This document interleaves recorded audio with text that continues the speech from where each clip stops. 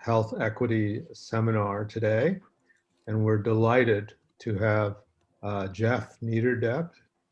Is that the right pronunciation, Jeff? I threw an extra hard E on the end, Niederdeppe, but Niederdeppe is, I think, technically the pronunciation. Okay. German roots. Okay, who's professor in the Department of Communications at Cornell, and his research examines mechanisms and effects of mass media campaigns, strategic health messages, and news coverage in shaping health behavior, health disparities, and social policy. And he's been coordinating President Trump's media messaging since the election. Oh, no, I'm sorry, that's the wrong reference. He's published over 130 peer-reviewed articles on topics related to this, including health policy and medicine. And his work has been funded in most recent years by the NIH, the NSF, the Department of Agriculture, the EPA, and the Robert Wood Johnson Foundation. He's an associate editor of Communication Methods and Measures, and is on the editorial board of 8 other journals, and he is co-director of the Cornell Center for Health Equity. So he's going to be talking to us about strategic communication for social change, evidence-based message strategies to support public policies that work towards health equity. Excellent. Thanks, Martin, for that introduction. When I volunteered to do this talk, I thought, kind of long and hard about what I wanted to talk about today. And I thought, given my role as a co-director of the center, that it might be useful to just kind of lay out how I've been thinking about the role of strategic communication in advancing health equity. And I'll share with you some recent work that colleagues and I have done in this space. And then hopefully we'll have plenty of time for a discussion and Q&A for you. So before I continue, I want to acknowledge several collaborators who have been part of the work I'm going to talk about today from various universities across the country, and a couple of former and current graduate students as well, Chris Skirka and Yiwei Xu. And I want to acknowledge funding support from the Robert Wood Johnson Foundation through a couple of their funding portfolio. So I'll start off with a bit of an introduction to say sort of what I'm going to say, and then we can return to these points at the end. First point I want to make is that there are really major challenges for successful strategic communication for social change toward health equity. I'm going to talk a little bit about some of those challenges. Next, I'm going to describe, a lot of my work is based on strong theory and evidence from strategic communication from my field of training on how you go about thinking about promoting evidence-based policies to advance health equity. I'm going to focus on really 3 strategies. I'm not going to say a whole lot about each one individually, but I'll introduce 3 different strategies that are evidence-based, theory-based in my field, and describe sort of how those play out in practice.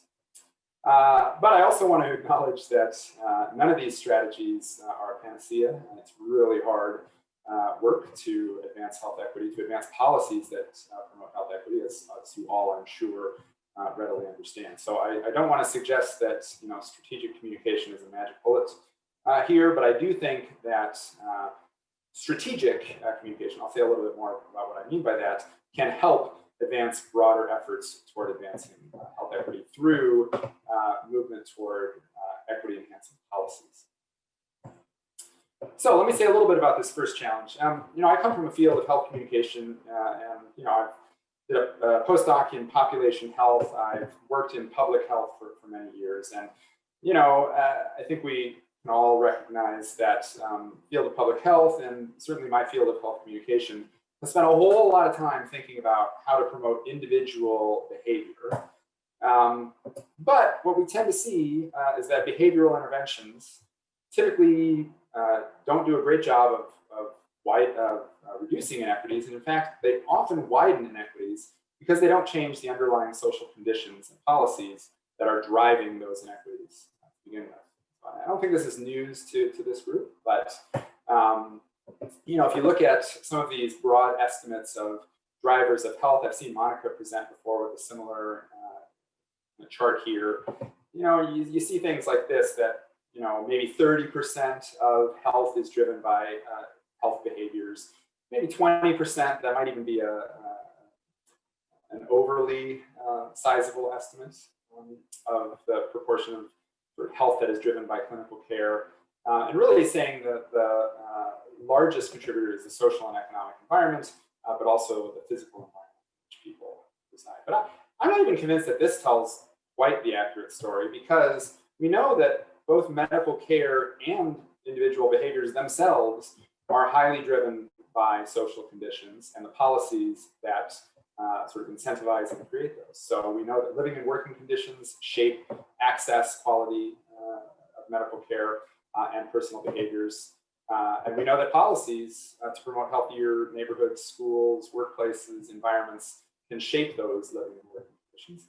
And even more broadly, I think COVID makes this abundantly clear that economic and social opportunities are driving all of these factors, and that policies can, in fact, shape economic and social forces. I think, as we've focused a lot of attention in the last year on issues of racial injustice and racial inequity, I think Ibram Kendi's central argument of his most recent book is that racial inequity is a problem of bad policy, not driven by individual bad people. And so if we want to address fundamental sources of inequity, we need to be trying to address those policies and shaping the policies that govern the environments that shape medical care. But this is an uphill climb. This is data that's a little dated at this point from about a decade ago, but this was a public opinion survey that asked people, what do you think sort of shapes human health? And these are people who said that these are very important factors. And perhaps not surprisingly, you ask people what shapes health, and they'll tell you it's personal health practices.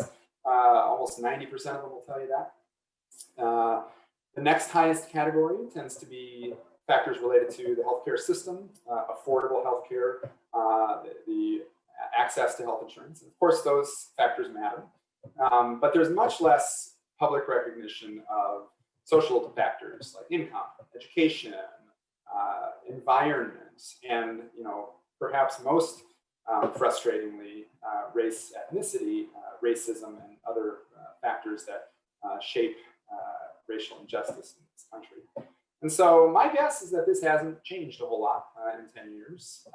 We tend to approach health-related issues in this country from an ideal of rugged individualism, and policy discussions tend to focus largely on the healthcare system as drivers of human health.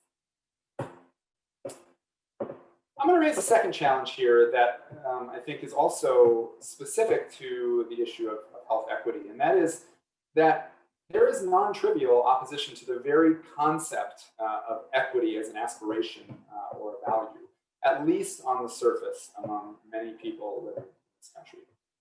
And why I say that, I'm going to dig a little bit into theory here to make this point. How many people, I guess you could show up a blue hand in the participants part. How many have heard of moral foundations theory, just to get a sense of whether people are aware of this background? I can't see your videos, but I'm not seeing a whole lot of blue hands showing up in participants. So, well, moral foundations theory comes out of social psychology. Jonathan Haidt has popularized this idea. He's given TED Talks and all that stuff. His argument is that there are 5 dimensions of moral reasoning that give rise to moral decision making. And sort of a subtext to this is that many public policies and people's perceptions of them are in fact driven by their ultimate moral evaluation of these policies. And he describes moral foundations as having 5 dimensions. One is harm care, this idea that people value reducing suffering, empathy, care, and support of other people. Second is the idea of fairness, that the value of fairness matters, that we should try to minimize unjust treatment. Third is that we have obligations to groups that we belong to. This idea of loyalty to the people who we connect with. A fourth value is the idea of authority, that there's a value to maintaining social order and hierarchy. And finally, a fifth sort of common value is this idea of purity, of physical and spiritual virtue. And one of the things that I think is useful about this theory is that it helps us to understand, I think, political differences in many contemporary policy debates. So he's done work where they measure your connection to these policies. I'm not going to go into a whole lot of, to these values. I'm not going to go into a whole lot of detail about how that's done. But what I really want to point out here is if you stratify, this is a national sample of Americans by their political ideology. Let's look over here among those who self-identify as very liberal. Harm and fairness are the primary drivers of their value orientations, with in-group authority and purity falling much, much lower. And I think harm and fairness are sort of central to the ethos of medicine, of public health. So I think many in this group would probably align professionally with this idea that harm and fairness are values that are really true and dear to us. But if you look on the other side of the spectrum, among conservatives, they tend to rate all of these values pretty closely. And the argument goes that we can understand liberal and conservative differences in part by thinking about the values that they emphasize. So liberals tend to say harm and fairness matter more than anything else, whereas you get more sort of deference to issues of in-group loyalty, authority, and purity among conservative audiences. And I think we see this playing out, for instance, with mask wearing, right? This idea of sort of liberty and authority and in-group connections. I'm a person who, aligns with political ideology that leaders are not supporting masks, and therefore I'm not going to wear masks. This idea that, putting a mask on your face interferes with sort of fundamental human sort of purity of expression, and again, that in this case, sort of opposition to authority, being told by government what to do. But I think this theory sort of misses a little bit when it thinks about fairness, because when you look at how the theory goes about measuring what it means for something to be fair, it asks questions that look like this. The government makes laws. The number one principle should be ensuring that everyone is treated fairly. Or justice is the most important requirement for a society. And the challenge here is that it doesn't really define what it means that everyone is treated fairly, number one. It doesn't really define what it means by justice. So both liberals and conservatives can sort of interpret these questions in ways that are consistent with political worldview. We sought to kind of tease this out a little bit in some recent work. And we built on other dimensions, sort of writing about fairness, to think about two sub-dimensions of fairness. One is this idea referred to as proportionality. And this is the idea that what is fair is that you get what you put in. That is to say, some people deserve more because they work harder, they put more effort in, for instance. And so you see items like this that we asked to try to gauge people's underlying connection to that. Divided by bonus, I think fairness means deserving. Whoever contributed the most should get the most as a reward. This is fundamental to sort of economic incentive systems, and it's, I think, very much caked into sort of individual determinism that is very central to lore of sort of American origins. To me, fairness means proportionality. People should be rewarded in proportion to their contributions. Of course, another way to think about fairness is equity. And so, I've probably seen this chart. And I'm working with an operational definition of equity that actually has two components that I think are important to think about. One is what matters that is equal. So on the left side here, we have inequality of outcomes. That is saying a shorter person can't see the baseball game, but equal allocation of resources. But I think most of the time when we're talking about equity, we're talking about a desire for equal outcomes. That is to say, a shorter person shouldn't not have access to the baseball game. But to achieve that requires differential investment of resources to make that change. So we try to gauge these sort of two dimensions, that equality of outcomes are desirable, and that greater allocation of resources to those who face greater challenges is warranted. So we measured this with a series of 6 items in a national survey of Americans.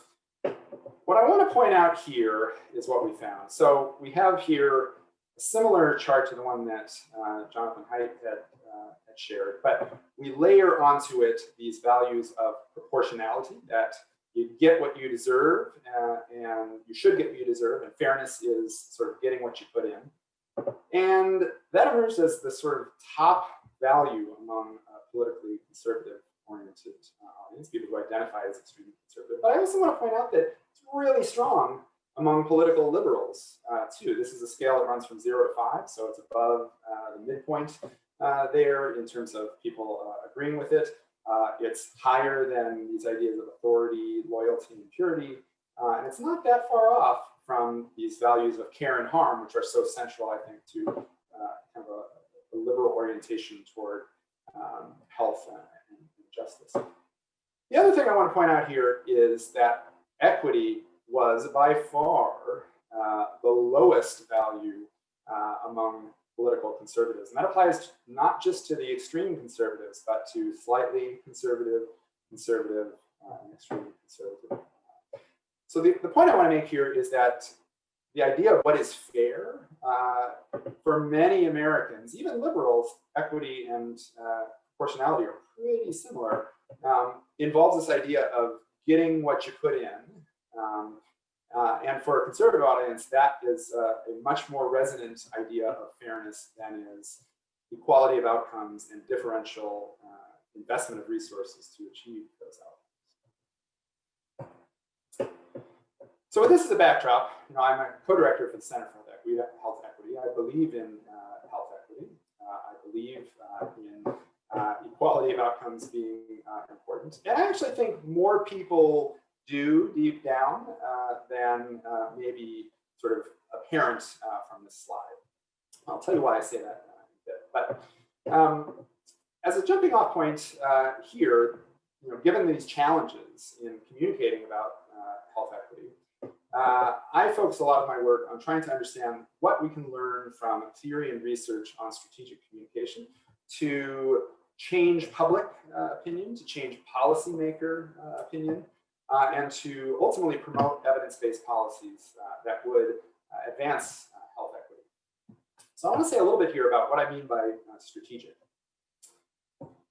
I mean a couple of things when I say strategic. One is this idea that audiences are not monolithic. I mean, I made that case earlier in thinking about how conservatives and liberals think about equity, for instance. But I think it's more complicated than that.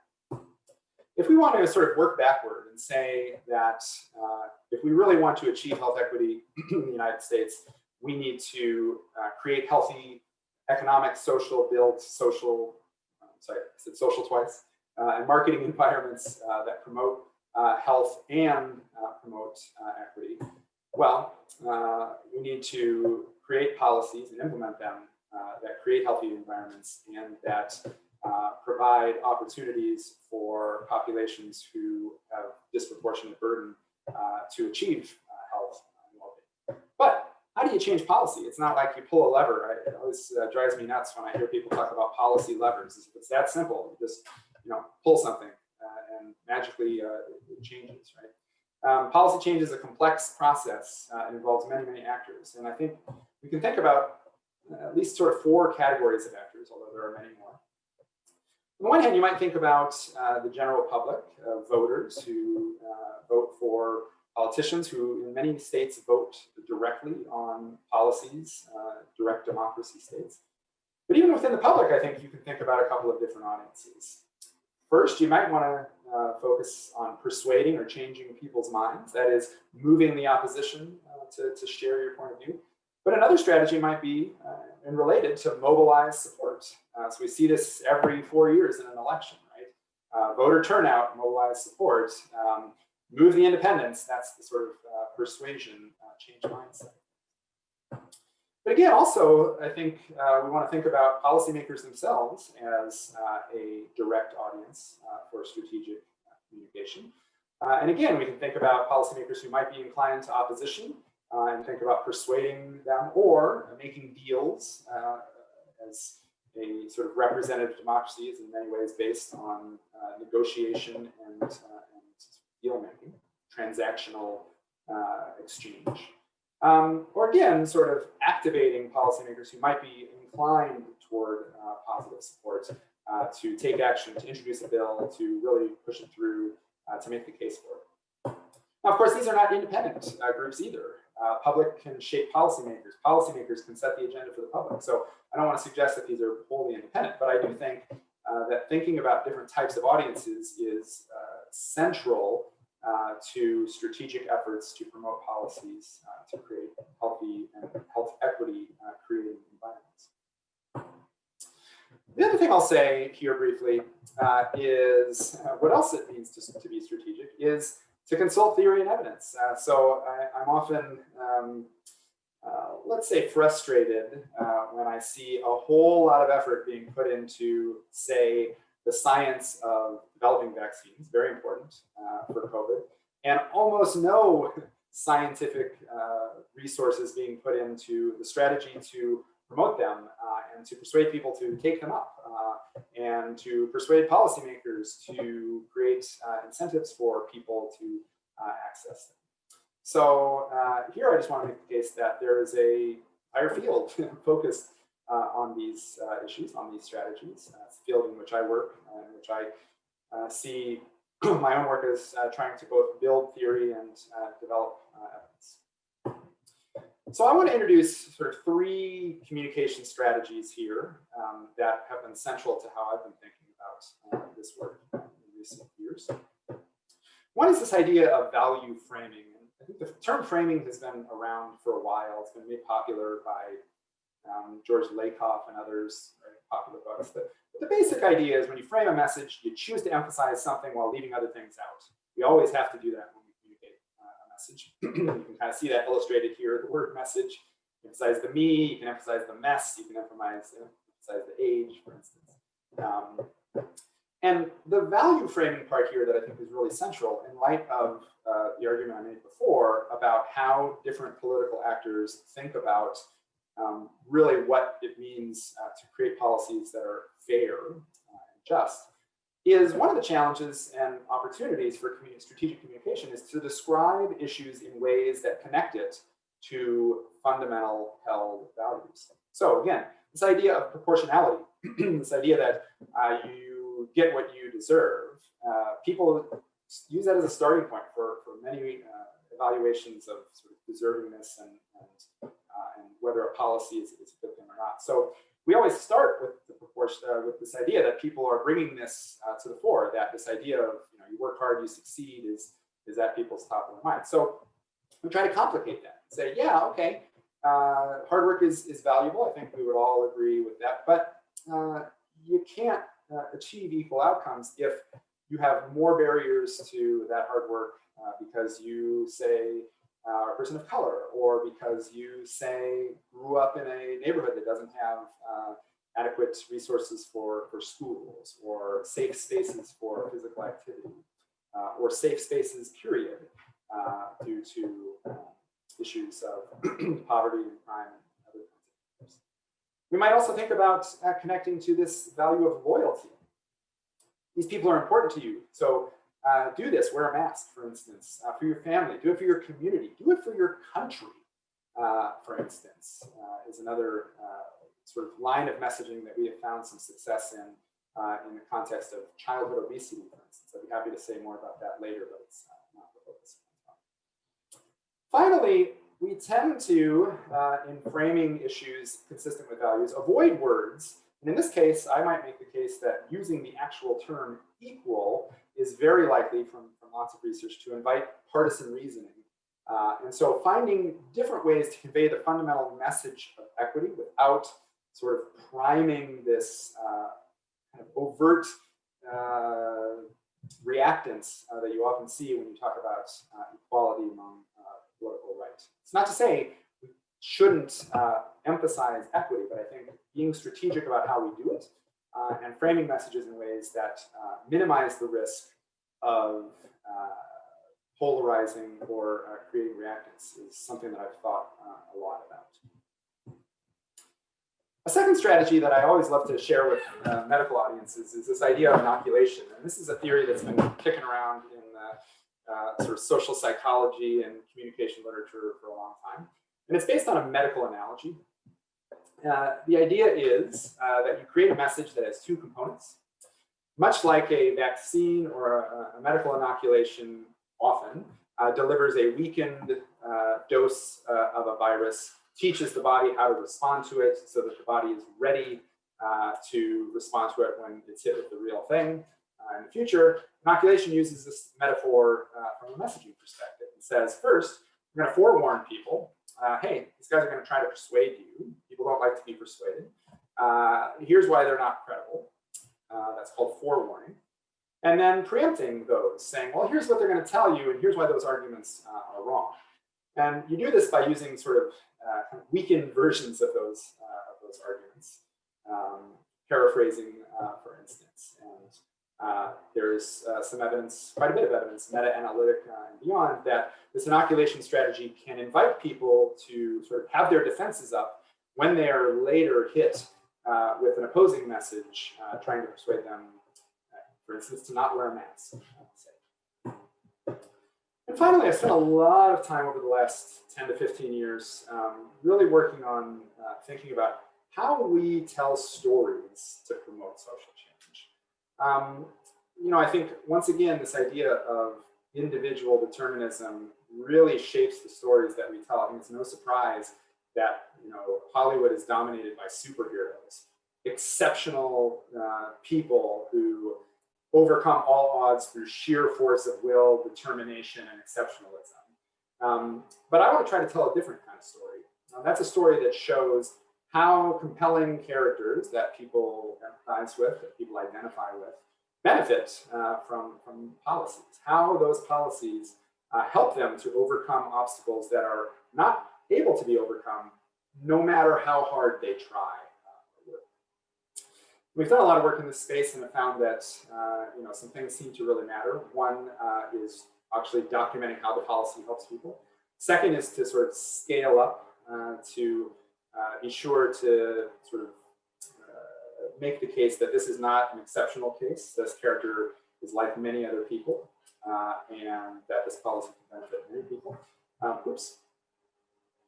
Sorry about that. And finally, the importance of pre-testing messages. I can't tell you how many times we've collected compelling stories from people or journalists and then have tested them on people and found that little incidental details that we paid zero attention to sort of dominate the conversation. Let me give you an example. We were telling stories about the need for community level intervention to address childhood obesity. We're telling a story about a child, Jimmy, whose parents worked a couple jobs, working really hard to provide for the family. And just in passing, this is based on a journalist story that was written, that we used for the study. The kid likes to play video games, and his favorite video game was Doom, which the first-person shooter game. And the moment that detail showed up in the story, it was just a passing detail trying to sort of add flavor. Immediately, lots of attributions were made. Those are bad parents. Well, that kid must be obese because his parents are bad. They're letting him play a first shooter game. People are just ready to blame parents and individuals, and finding details that allowed them to do that really torpedoed the strategic message there. So, all right, so I've gone roughly 2/3 of my time without saying a whole lot about specific research studies. So I thought I would just share a recent study, a pair of studies that kind of exemplify this approach. And then open it up for questions. So we've been funded recently by the Robert Wood Johnson Foundation, their Evidence for Action program area, to develop messaging related to early childhood education. RWJ and other folks are really invested in early childhood education because it is a It's really a high value investment. Investing in early childhood has sort of benefits that extend across the life course, benefits that extend to parents and children. There's an emerging but also already pretty strong evidence base that intervention in early ages can be really, really advantageous and save a lot of money, save a lot of life years, and be tremendously effective from a sort of population health perspective. So our goal in this study was to test the effectiveness of values-based messages, and we looked specifically at narrative or personal story strategies and this inoculation strategy about the importance of early childhood policies. And critically, our goal here was both to test whether our messages could move the needle among audiences, general public, and policymakers to support these kinds of policies, but also whether this inoculation strategy could make people resilient to the inevitable anti-policy oppositional messages that follow any policy debate. And in this case, opposition to sort of childcare policies often follow a tenor of, mothers should be at home or parents should be at home taking care of their own children. There's no substitute for that fundamental bond. So there's some sexism embedded in there, of course, but also some sort of family value elements to it. So we wanted to see if we could develop a message that would be resilient when people inevitably receive these oppositional messages. So we focused here on public and state legislator support for state policies. States are where a lot of this happened, to support affordable, accessible, and high-quality childcare for all. That's the sort of equity component of the message. And we focused on policies that would be really sort of financially focused, so subsidies to help families pay for childcare, financial incentives to childcare companies to increase the number of facilities available across all communities, particularly low-income and communities of color. And finally, to provide incentives to childcare companies to provide ongoing training and a living wage on the sort of quality side of things. So we did a randomized longitudinal experiment. We did this last year. We used a web-based panel in which people participated in periodic studies for compensation. We pre-registered our hypotheses and data screening processes, and so I'd be happy to share that if anyone's interested in seeing that. We screened folks, and then we got a really large sample, 4,215 completed a baseline survey. Pretty disappointing attrition. We were not super pleased with this panel at their ability to maintain participants in the panel, but it is what it is. We were able to follow up still 1,500 people about 2 weeks later. We didn't get differential attrition by randomized condition, at least. So we at least feel confident that claims of causal inferences based on delivery of messages are not, they're, I think, solid, shall I say. But of course, questions about generalizability are obviously pretty strong at that level of attrition. So we developed a bunch of messages, and we tried to hold the message itself constant, and then deliver those messages using personal stories, inoculation, or their combination. All of those messages emphasized that parents and families recognize the challenge of finding stimulating, safe, and quality childcare that doesn't break the family bank. We made the case for differential investments, that all children, regardless of how much money their parents make, deserve a strong start in life, the opportunity to participate in these learning environments, and that we need to invest in a way that allows parents without as many resources to have the same access to these childcare, high-quality childcare experiences. And finally, that there's a larger social benefit, that states who have robust childcare options are sort of supporting businesses in the local economy, that there's a return on investment in terms of financial return over a period of years for these investments in early childhood education. So we randomized participants into 7 conditions. I'll walk you through them briefly here. First group was a control group. They didn't get any message at all. So there were sort of like the baseline of what levels of support might be in the absence of any messaging. One group got just a simple advocacy message that made those points before, but did not include any storytelling or inoculation points.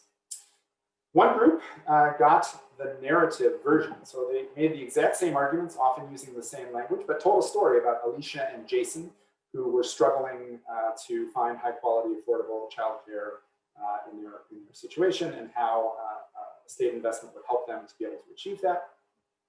A fourth condition added to that same simple advocacy message an inoculation treatment, which said, hey, people are going to try to tell you that this policy is not a good idea. Here's what they're going to tell you. Here's why they're wrong, essentially. One version that had both of them, and then a couple of versions that are, these are repeats that I'll show you why they're repeats in a second. At time 2, we gave everyone this anti-policy message focused on sort of family values. And then in a couple of groups, we gave them a boost message. So the people who got in arm 6, who got a story at the beginning, then got an inoculation message that second time. And people who got the inoculation at baseline got a narrative. Here we wanted to see whether a booster and a more recent message would. So moving to results, and I'll wrap up here in a few minutes. This is our results at time 1. This is an index here on the y-axis of support for the targeted policy. The scale ranges from 1 to 7. I'm zeroing in on it here at about a 1 standard deviation range here. So just to be able to be clear about what I'm showing you, the midpoint is 4. So even in the control group, among the general public, there was general inclination towards support for these policies. But we boosted it by about ½ a point on the scale with a simple advocacy message and a narrative message. The inoculation message actually didn't do quite as well as the narrative or the simple policy message. I'll say a little bit about that in a second. And people who got both the narrative and the inoculation didn't look any different, really, than people who got any of those in isolation. None of these were different. But we were able to increase support with a sort of value-framed message that didn't use the words equity, but made an essential equity argument for the investment of resources in early childhood education. What I think is pretty cool here is, right here I'm showing you the difference in the relationship between the simple pro message and the narrative message as a function of people's baseline policy support. So we did a quick pretest before they got the messages and asked them, do you support these policies or not? And then we distracted them, gave them the messages, and then measured their support afterwards. The point I want to make here is the narrative, the story, outperformed the simple advocacy message among people who were initially inclined to disagree. That's people who had a level of 5 or lower level of support. So 4 is the midpoint. Anything below 4 is people who were inclined against supporting the policy at baseline. The narrative was more successful than the advocacy message among these people whose priors sort of had them think that this is not an effective policy. So here some evidence that the narrative strategy has potential to resonate among opposition forces. Finally, at time 2, we were a little disappointed. It was supposed to be a 1-week follow-up. The survey vendor was not able to deliver on that, so it wound up being 2 weeks. And as a result, we didn't see the time 1 messages sort of hold their persuasive advantage over time. Where we did see some effect is when you had an inoculation message right before you received the anti-policy message. There's some evidence that the inoculation message was effective at sort of dampening the influence of that anti-policy message. That's what you would see in this group who got just the anti-policy message. So people who got that inoculation message right before they saw the anti-policy message were more skeptical. They were less inclined to believe the arguments put forth by the anti-policy folks. That was not the case for the narrative, although the trend was. So we conclude here that we think it's possible to design messages that emphasize equity concerns, though not necessarily using that language explicitly, can increase public support for early childhood education policies. The narrative seemed to work better among those who were initially opposed to these policies. And this inoculation strategy was potentially effective at sort of offsetting these arguments from the opposition, but only if it was timed close in proximity to the message. The last thing I'll say is we felt really good about this. We did this general public study, so we said, all right, let's use these same messages. You're not going to get better pre-testing than this. Let's test these on state legislators. So we did the same randomized experiment. We did the same procedures. We sent emails out to every state legislator in the country. We got 665 to respond. We got them from all 50 states. And here's what we found. Recall before that the simple pro and the narrative were more effective than no message at all at shaping support for these policies. With policymakers, we found the exact opposite, that the narrative seemed to undermine, in fact, their support for these policies. And when we dug into this, it was driven, A, by Republican identifying state legislators, and two, it was driven by the fact that the level of polarization on these policies in the general public was very minor. Republicans and Democrats, both in the general public survey, sort of were pretty close, maybe a half-point difference on the scale in support for these policies.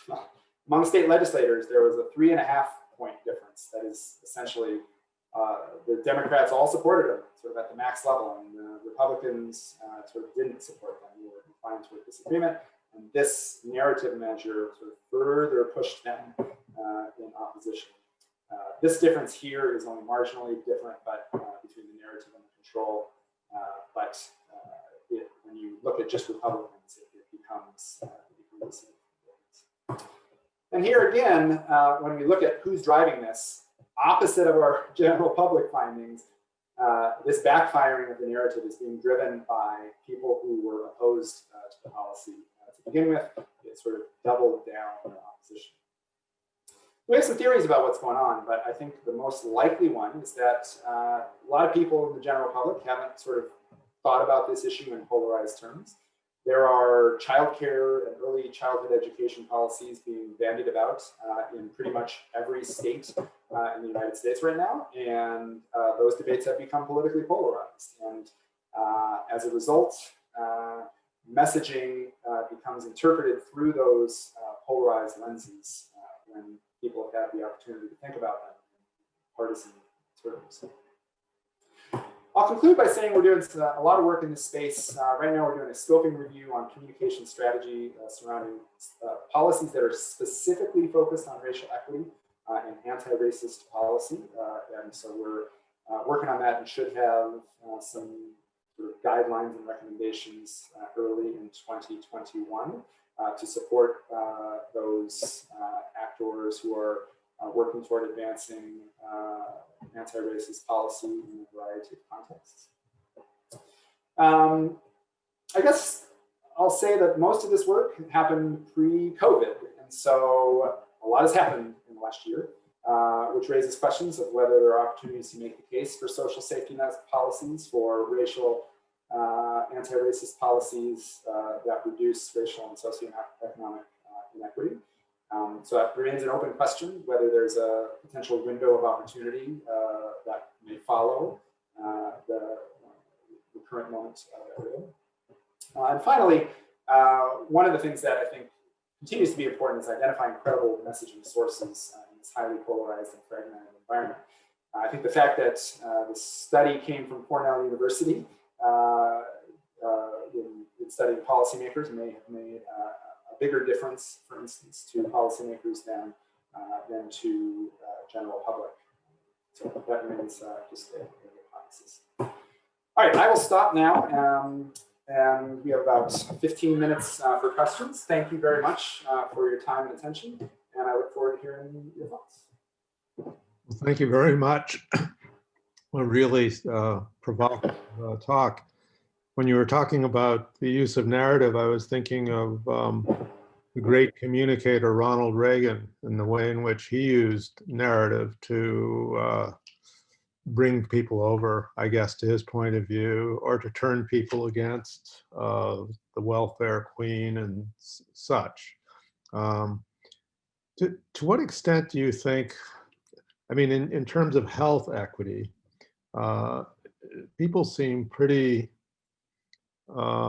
stuck in the molasses in the United States relative to some other countries about how some people are deserving versus undeserving. And there's been this tradition of shunting poor people off to the side for um, almost 200 years in the United States. I mean, can communication overcome that, or is it instilled in the DNA of the population? I mean, what do you think? Yeah, it's a great question.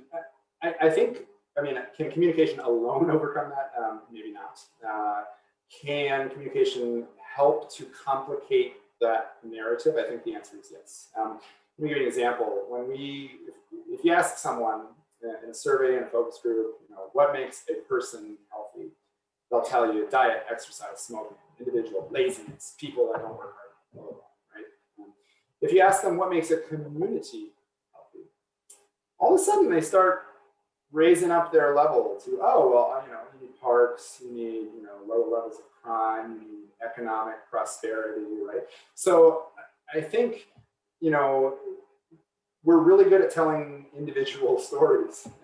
Ronald Reagan was great at that, about, telling stories that, again, sort of reiterate this individual determinism. We're not as good at telling what some other folks, Zeynep Tufekci has come up with this term, sociological stories, that I think is a nice term. This idea of stories that tell you about context, that complicate these ideas. So I think it can be done. We've shown it can be done. The question is, how do you create an audience for that? You just put them on a website and say, hey, come here and learn about this. Nobody's going to see it, right? It's hard to tell those stories. Just saying, allow people to tell their stories, I think, is precisely the wrong message to give in public health. I think there's an empowerment element to that. I think that's great. I think, we can think about the power of storytelling from an individual level. But I also think, this idea that, inherently a story is going to shift people's thoughts toward health equity or social determinants or broader social factors, I think is almost certainly not true. It's hard to tell those stories. We need to empower people and equip them with tools to do that. And I think before we sort of share them widely, we need to know whether people are interpreting them in the way that is intended. So the other thing I haven't talked about here is you need this repeated exposure over and over. This is a one-shot or two-shot deal here, right? So we're studying people, we're giving them one message. You can't expect a single message to then magically, shape their political behavior, right? These are intended to be guidelines that then actors, advocates, and political actors can then make use of these principles and develop campaigns that get repeated exposure to these messages over time, and that's going to be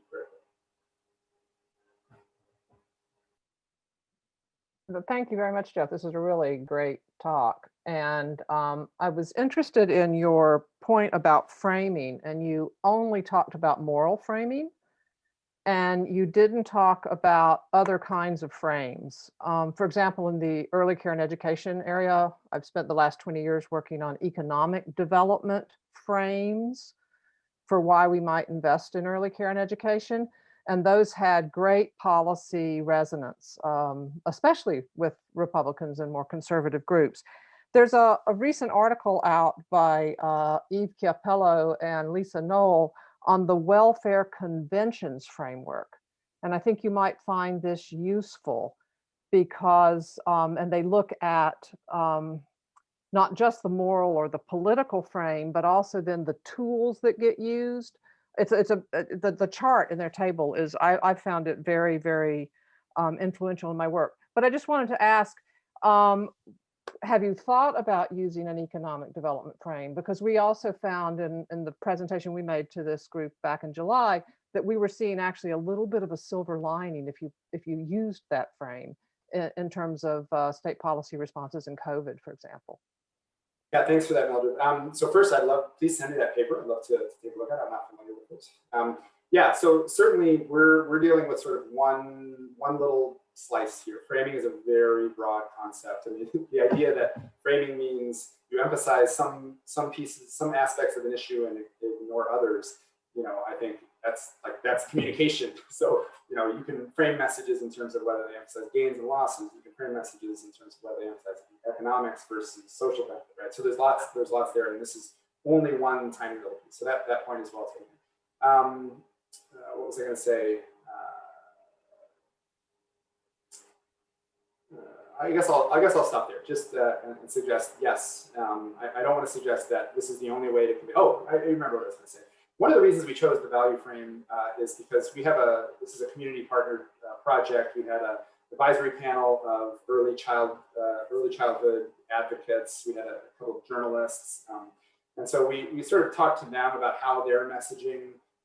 We had them help us sort of craft key messages, and these key messages that we emphasized here grew out of those discussions. But it pivoted us in a certain direction, certainly, and away from another. We framed it in one way and not the other. So I think an economic development frame should be relevant here, certainly, and it would be worth testing whether that is resonant today. Yeah, I mean, back under the Bush administration, it was multi-millions of dollars were resonant in terms of dramatically expanded childcare subsidy funding. So I don't know if it worked for the health side, but it's an idea. Yeah. Thanks, Mildred. Jeff, I had a question, but I think before that, Amanda Ramsdell had put something in the chat. So maybe I'll let you look at that one first, but then I wanted to ask something else. Tell me what deep canvassing is. Oh, sorry, you can't turn my video on right now. But yeah, just like as you were talking, it reminded me, especially if anyone's been involved in deep canvassing, a lot of the training has to do with extracting a narrative from somebody you're going up to and trying to approach and trying to kind of tease out, what's important to them, whether it's like a family connection or relationship. And I was just wondering if any of those, campaign strategies had been informed by some of this work, or vice versa, if they had been studied to your knowledge. Yeah, I mean, I guess I would say the following. Mass communication or sort of, I say mass, I don't know what mass is, but like communication beyond an individual is inherently sort of distanced from that person. I think everyone in my field and probably beyond would agree that a message that can be tailored to an individual that is responsive to that person's interests and values is, all things equal, more likely to be effective than sort of one that is not, right? That's the challenge for any campaign, for instance, is you don't have that information from the individuals. You have sort of aggregate information about collections of individuals, but you don't have, oh, that's what that person thinks. Here's how I respond to that particular point, right?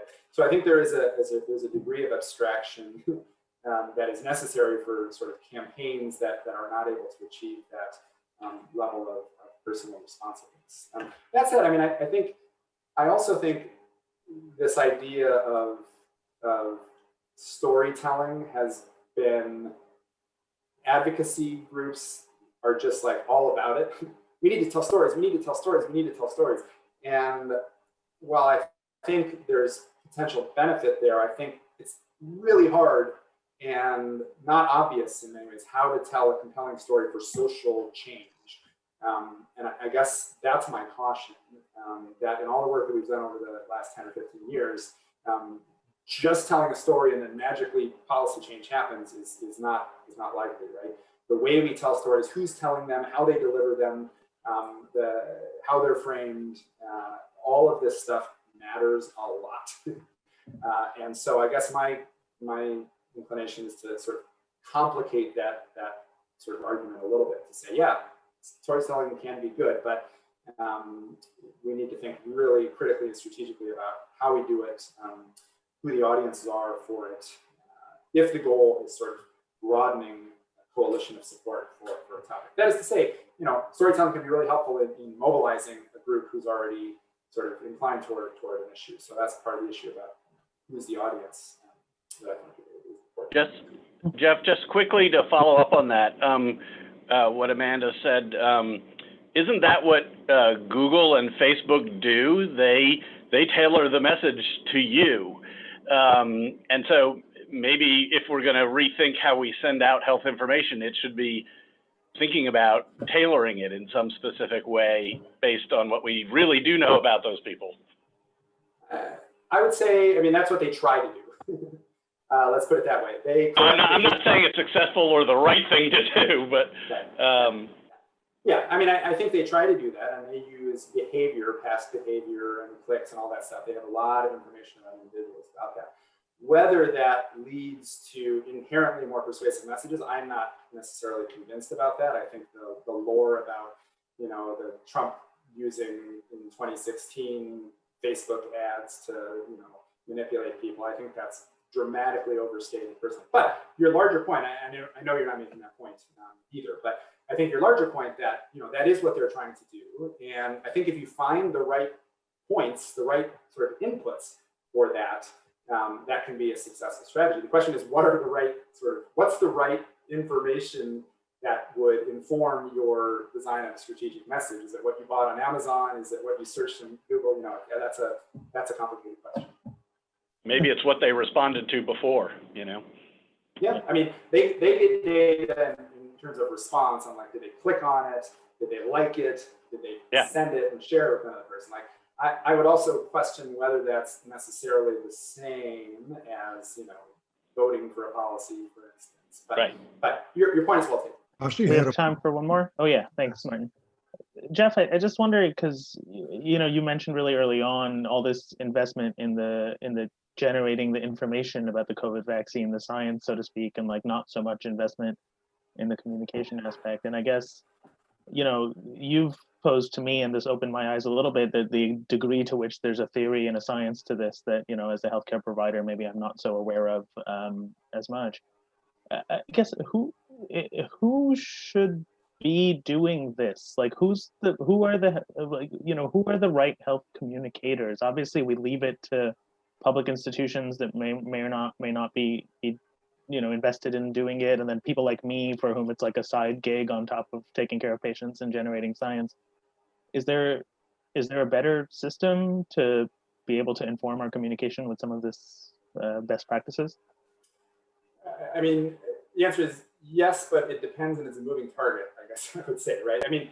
Doctors remain a very trustworthy source of information. Surveys tell you that over and over again. So I think a medical provider sort of still offers that. But I think the moment it becomes politicized is the moment when, you sort of shut off the other side kind of idea. So, I think, last thing I'll say, I know we're at time, but, one of the most eye-opening studies I've ever done was when we framed messages about the consequences of childhood obesity in a variety of ways.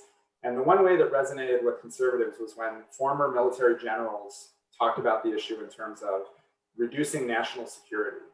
We have 19-year-olds who are obese and are not eligible for military service. Therefore, our national security is harmed by the fact that there's high rates of childhood obesity, and that moved their support up. It's nobody that I would think let's get retired military generals on this topic, but it was a resonant group at that time for a section of the political right. So I think identifying those people within group who are sort of willing to make that is important. It's pretty broad. Billions of dollars are being invested in strategic health communication by pharmaceutical companies and health systems. Is there anything that we could learn from them? Yeah, they're very good at it. They're very good at selling pharmaceuticals.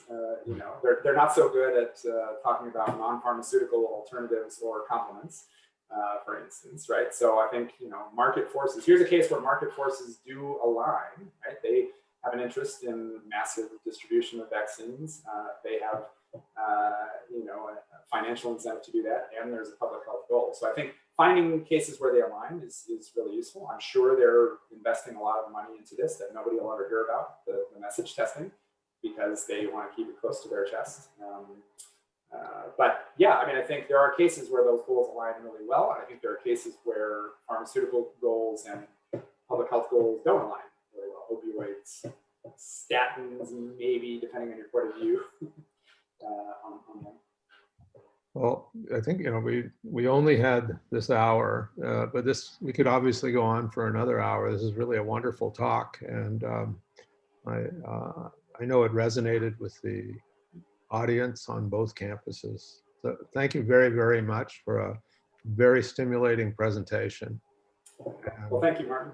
I appreciate everyone being here, and please reach out. I'd be happy to follow up and chat with you about any other questions or shared collaborative interests that might follow from this. Okay. Well, thanks, and everybody have a great weekend. Thanks. You too.